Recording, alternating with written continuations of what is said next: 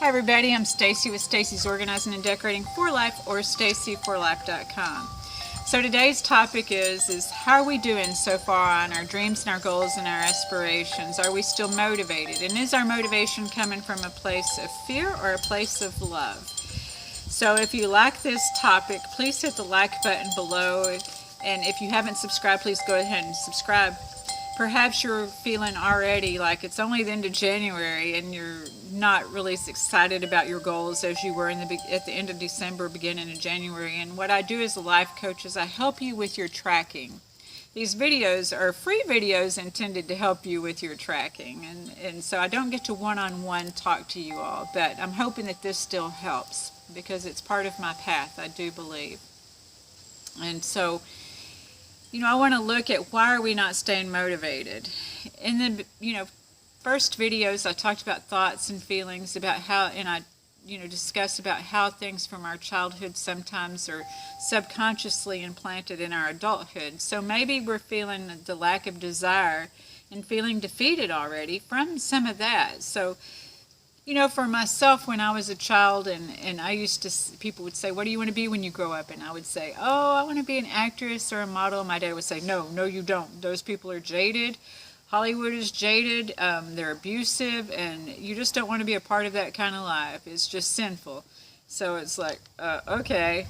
So then also my passion was dancing. I danced when I was a kid. I still dance now, and so I wanted to go for an audition one time. We didn't make it to the audition. I don't know if that was on purpose or not, because my dad's pep talk was this: well, Stacy, there's going to be a lot of other little girls auditioning for this part, and I just don't want you to have your feelings hurt if you don't make it.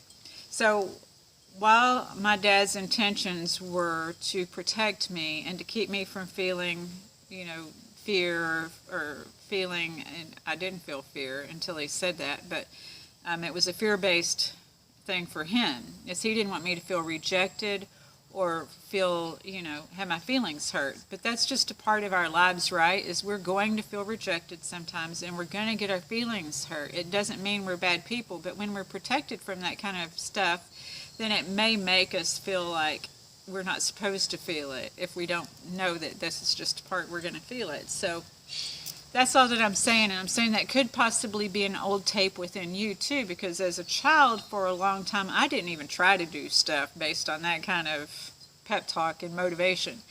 But the deal is after we're 18 years old, our parents are no longer responsible for us, to feed us, to clothe us, to house us, or even how we feel. So between 20 and 30, I do believe that we grow up and we evolve, and we, sometimes get upset with our parents and, for the things that they did or did not do, but that's all part of our evolution, because sometimes I know for me, I did things the hard way and with difficulty, and if something didn't seem like difficult, I had to make a judgment about something for me to be able to excel and move forward. And I think that that's sometimes what we do in our 20s, and then when we get to our 30s, we start feeling more of a human connection with people and not something that we have to get upset about and break away from if we're growing and maturing. Not everybody does that, but I'm saying as we mature, we learn that we can make choices without getting pissed off at somebody to make a choice and to make a difference. So this is what I'm saying, is what's our motivation for having our goals and our dreams and our vision? How are you motivated? Is it fear-based? Are we afraid, that we're not going to have something? And then we just do the thing of doing. None of our lives are perfect, but they're all perfectly imperfect, because everybody's, sometimes people look at other people's lives and think that they have it all together, and it discourages them. What I try to do to stay motivated is I look at other people's lives and where they've been before, and what these videos are intended to do to help you be able to do that, because maybe you don't have the time that I do. I sit around on the computer all day figuring out, what I'm going to do. First off, that, what my dad said was what I would consider a naysayer. And so you have to surround yourself. Part two of achieving your goals is obviously not listening to the naysayers. And while I respect that he was trying to protect me, and I understand that sometimes the naysayers come from their own insecurity and fears, I'm not choosing to make my decisions on fear-based. So I hang around with people who are more love-based. And when I say that I want to do something, they say, yes, you could so do this. And we come up with a plan if I don't already have a plan. But sometimes I already have a plan. So what are you doing to go towards your goal? Because you can't achieve it if you don't do it. I said last week that you got to speak it into reality. Not only speak it into reality, because sometimes people are doing the action but not speaking. But you also can't be speaking and not doing the action. So you have to take action. So take an action every day.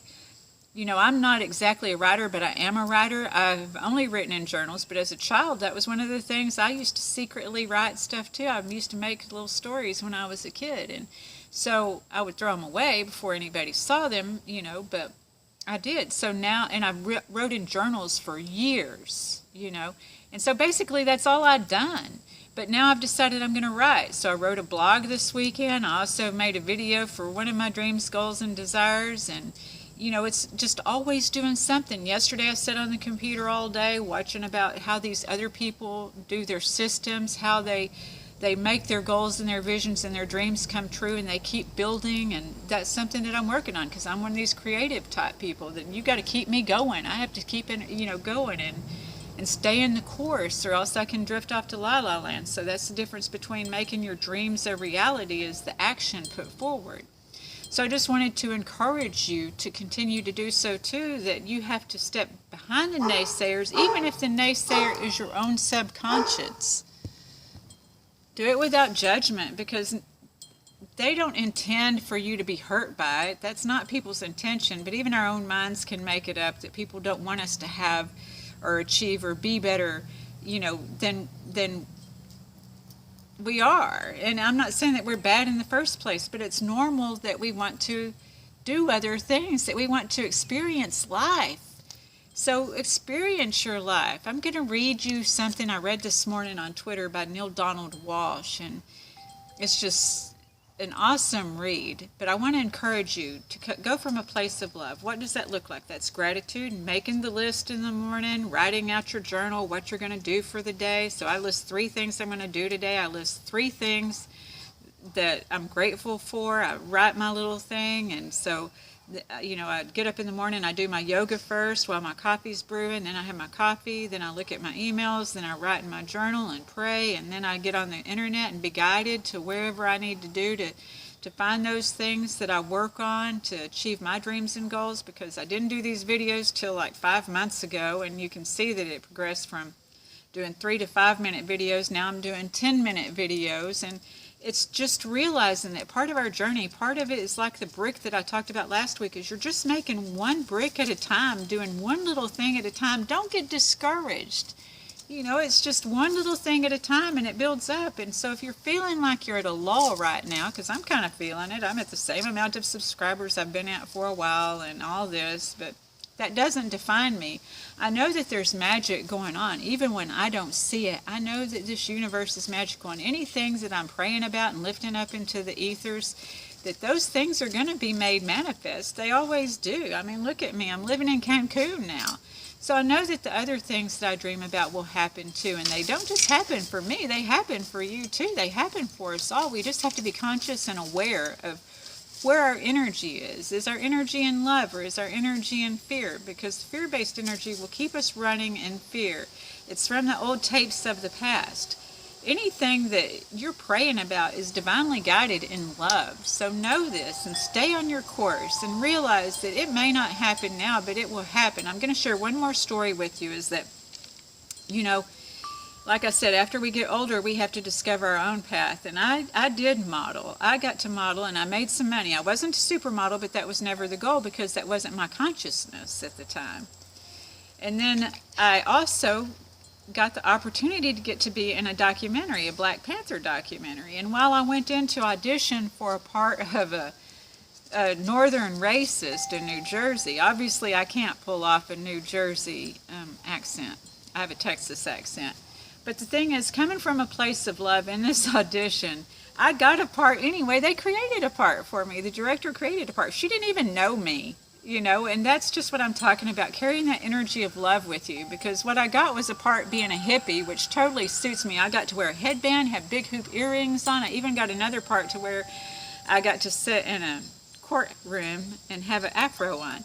So it was really cool that I got to be a part of that. I got to have lunch with people. I got to see what happens on a set. I got to see all this stuff and have that experience and opportunity and realize that my voice, my face, none of this does pretend very well. So maybe acting's not my deal, but I got to do it. You know, in this life coach thing I'm doing, I've been doing it all my life. And it's something that, you know, when I couldn't work, I'm too young to retire and I can't go out and get a job here in Mexico. It's just not legal for me to do that. So I created the online job, something that is my passion that I get to do that I've done all along. And you have those things in you too. So remember the child in you, but nurture that child instead of naysay the child. And keep going to your dreams and goals and visions. And if you need help discovering what that is, you know, like I'll talk to you like for up to 3 times for free. If you want to contact me, again, it's Stacy Reinick at Gmail or stacyforlife.com or Stacy's Organizing and Decorating for Life. I'll give you like 30 minutes to help you get focused if you're having problems focusing on what that is. But if you have that desire to evolve, I desire to help you too. So I'm going to read this now. It says, this is by Neil Donald Walsh. I read it on Twitter this morning. I thought it's totally so cool. Perception produces belief. Belief produces behavior. Behavior produces experience. And one's whole life changes walking the pathway of the soul. And that's by Neil Donald Walsh. And that's what I do. And that's what I want you to experience too. So with that being said, I hope that you have a great magical weekend with the 02022020 and you enjoy your Groundhog's Day and everything else. And I look forward to connecting with you again next Wednesday. Peace. Thank you so much.